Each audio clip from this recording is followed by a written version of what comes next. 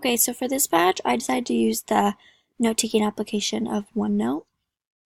Something I thought was really cool about this is that it was automatically connected to my email, so I didn't have to sign in or create an account because it was already there. So for the first one, this is my EDCA 270 folder. So for this one, it's under my schedule, like subfolder, I guess you would call it. And so this is just, I copy and pasted straight from the syllabus. And so basically this is just going to give me an indicator of when stuff is due to my highlights, when we don't have class, when our quizzes are, stuff in that nature.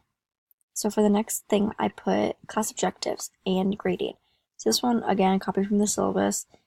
And I just said, kind of highlighted almost as like a checklist on, like, do I know what digital literacy is? Yes. Like, do I know how to develop an effective lesson plan? Not yet. Like, I can just keep going and see. And then also, I created a note page on my nutrition, which is my topic. So this I'm just going to keep adding to it the whole semester to, like, I said keep deadlines in line, so maybe I'll transfer some over those deadlines. And then here's my article that was clipped.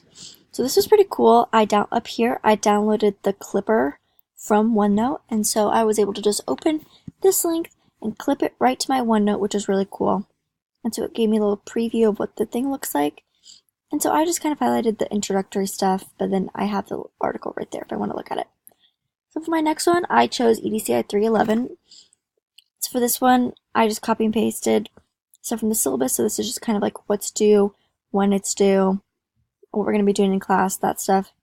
Then EDCI 311, I just highlighted some stuff, what's important of our next homework assignment, and stuff like that. So yep,